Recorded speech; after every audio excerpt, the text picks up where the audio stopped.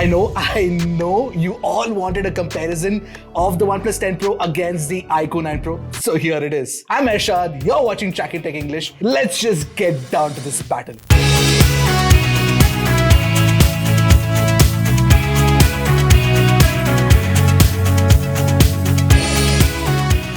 Starting off with the design, the industrial design of both these phones are quite different. Where the iQOO 9 Pro tries to impress you with its BMW stylish design cues, the OnePlus 10 Pro with its stuffed top camera module and green colorway stands out in a sea of sameness. Between the two phones, while the iQOO 9 Pro does look good, it is the OnePlus 10 Pro that feels more like an everyday flagship design. I might get bored of using this colorway on the iQOO 9 Pro, but not get bored of the OnePlus 10 Pro. In fact, if I had to pick the iQOO 9 Pro for myself, I would probably go for the black variant of the phone. But then again, design is subjective. What do you guys prefer? Let me know in the comment section below. Now, while you guys are at it, commenting in the comment section below, please go ahead and hit that red subscribe button if you haven't already, and also hit that bell icon so you can get notified whenever we put out an awesome new tech video. Also give this video a like if you watch till the end and if you actually find it useful. When it comes to the design of the phone, the OnePlus 10 Pro undoubtedly feels better, and that's also because the iQOO 9 Pro is wider,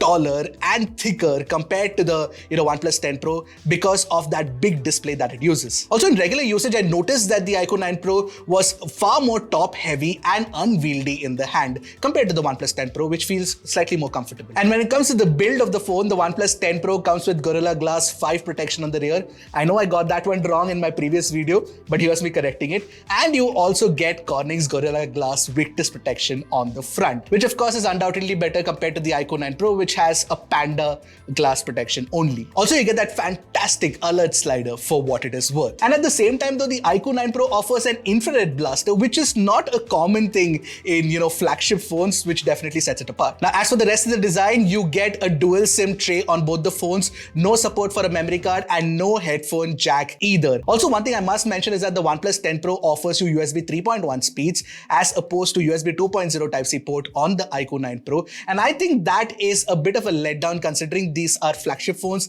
They shouldn't come with a Type-C 2.0 port. Now, as for the speakers, both these phones have a stereo speaker setup and the earpiece acts as the secondary speaker grill. And what I noticed is that it is far more balanced than the OnePlus 10 Pro. Also, the OnePlus 10 Pro sounds louder, fuller and wider thanks to the support for Dolby Atmos. You know what? Take a listen for yourself.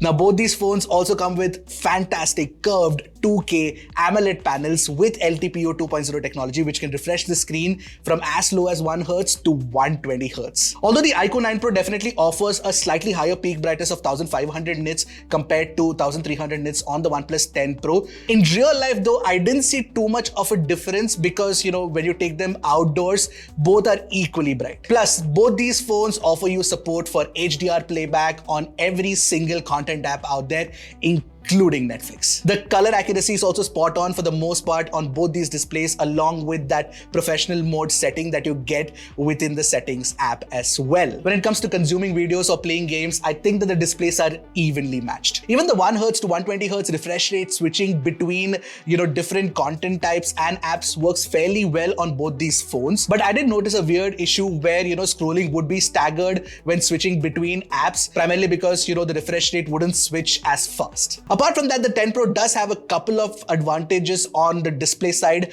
when compared to the iQOO 9 Pro. You get slightly tighter vibration feedback and you also get Corning's Gorilla Glass Victus protection like I mentioned before. On the flip side though, the iQOO 9 Pro offers a wider optical in-display fingerprint scanner and it is supremely fast to unlock the phone. But the OnePlus 10 Pro's fingerprint scanner is also at the right position, and if you can reach it right, it also unlocks the phone really fast too.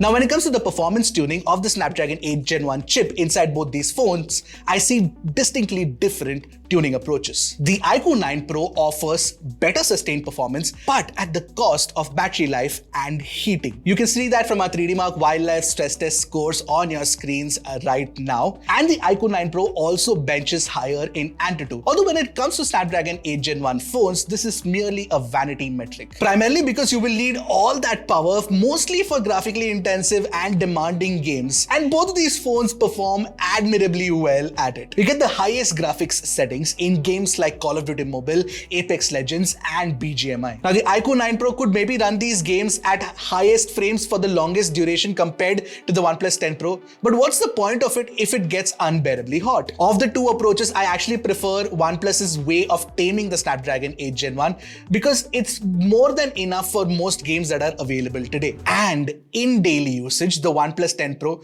definitely feels faster and smoother.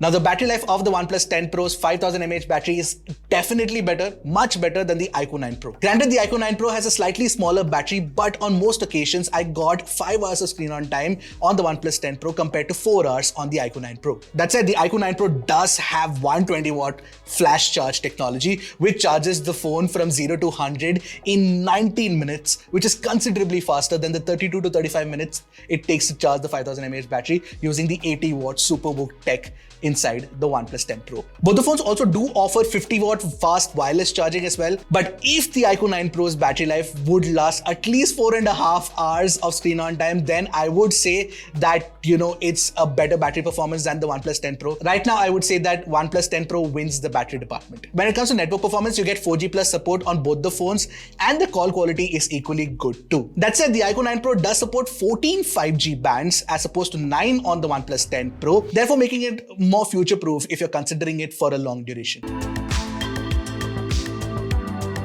Coming to the camera performance, both the brands claim that they offer great camera setups and great picture quality, but I'm going to test that claim out. Starting with the sensor details captured by the new 50 megapixel primary Samsung GN5 inside the iQOO 9 Pro compared to the Sony IMX789 used by the OnePlus 10 Pro. The 10 Pro is generally sharper when you look at the 100% crop of the image. iQOO's algorithm tends to soften certain portions of the image by overprocessing. Color science is neither accurate on the OnePlus 10 Pro or the iQOO 9 Pro. If the iQOO generally shoots deeper reds, OnePlus tends to make the reds orangish for some reason. But comparatively, the greens and blues are better represented on the OnePlus. HDR processing is definitely better on the iQOO 9 Pro, where it does a good job of controlling the highlights, and there is far less noise in the shadows compared to the OnePlus 10 Pro. Where OnePlus does take the lead is if you are shooting people. You get close to accurate facial tones and sharper textures too. But that is only when you're shooting in even light. Against the light, iQOO captures a better picture overall with better processing of the overexposed background. But then again, portraits on the OnePlus 10 Pro look far more impressive compared to the iQOO 9 Pro. Selfies, on the other hand, look better on the iQOO 9 Pro. Whether you're shooting in even light, against the light, or portraits, iQOO selfies are superior. And that's despite using a lower resolution 16 megapixel camera compared to the 32MP unit inside the OnePlus 10 Pro. Now, both the phones have the same 50 megapixel ultra-wide angle camera with a fisheye lens. The 50 megapixel ultra-wide shots of the iQOO 9 Pro offer sharper textures and a cleaner exposure. You can also shoot with a fisheye effect on both the phones, and you get a wide variety of different modes too on the iQOO 9 Pro compared to the OnePlus 10 Pro. In general, also, you get a wider variety of features within the iQOO 9 Pro's camera app. Now, while the OnePlus 10 Pro can zoom in 3.3x using the telephoto, it uses an inferior 8 megapixel sensor. Therefore, in comparison, the iQOO 9 Pro's 16 megapixel sensor with attached 2.5x zoom lens offers far sharper images. In fact, it just smokes the OnePlus 10 Pro, especially in low light situations. Because fun fact, in low light, the 10 Pro doesn't even use the telephoto camera. It actually digitally zooms in with the primary camera. Talking about low light, the OnePlus 10 Pro's pictures are pale in comparison to iQOO 9 Pro. The GN5 is a much capable sensor in low light. Plus, night mode pictures on the iQOO 9 Pro look way sharper too. Honestly, I feel the OnePlus 9 Pro had better cameras compared to the OnePlus 10 Pro. Although low-light ultra-wide shots are fairly evenly matched in general, and I couldn't notice too many differences between the photos captured by the phones. Now coming to the video recording. Both the phones can shoot up to 8K videos, but OnePlus 10 Pro handles 8K recording better than iQOO in our testing. OnePlus can also shoot 4K 120fps videos, which the iQOO cannot. Also, the OnePlus 10 Pro shoots in the BT 2020 color space, so if you do not have a supported display, you will see a huge red tint in videos. But compared to the Rec 709 gamut used by the iQOO 9 Pro, the BT 2020 is definitely a wider color gamut. However, that's not enough to win because the iQOO 9 Pro shoots more stable footage thanks to the gimbal stabilization. The sound recording is better too, and the dynamic range is top-notch. Furthermore, the iQOO 9 Pro can shoot ultra-stable 1080p 60fps footage that does unbelievably good stabilization as well. It doesn't end there. iQOO can also shoot 4K 60fps ultra-wide-angle video too, where OnePlus tops out at 1080p. Now, both these phones can shoot at 1080p resolution from the front camera, but OnePlus offers stabilization and better quality audio recording, which sort of puts it slightly ahead. So I'm shooting videos at 1080p 30fps with iQOO 9 Pro and OnePlus 10 Pro. So I'm shooting at 1080p 30fps using iQOO 9 Pro and OnePlus 10 Pro. But 4K video recording from the front camera should be standard on flagship phones. 1080p really doesn't cut it. I have to say this. The iQOO 9 Pro's cameras are better than the OnePlus 10 Pro's, hands down. But that's the cameras. Coming to the software performance, OxygenOS 12 based on Android 12 is a better experience, more refined experience compared to FunTouchOS 12 based on Android 12. Let me break it down for you guys in 4 simple points. Firstly, you get 3 years of promised software updates compared to 2 years on the iQOO 9 Pro. Secondly, FunTouch has a lot of bloatware apps. A lot. That doesn't define a flagship experience for me. The third point I want to make is OxygenOS has more customization options compared to FunTouch. Also, in my personal experience, I noticed that FunTouchOS generally has more bugs compared to OxygenOS. See, FunTouch has improved a lot with Vivo and iQOO pushing out regular updates too. But still, there's a lot of polishing work left.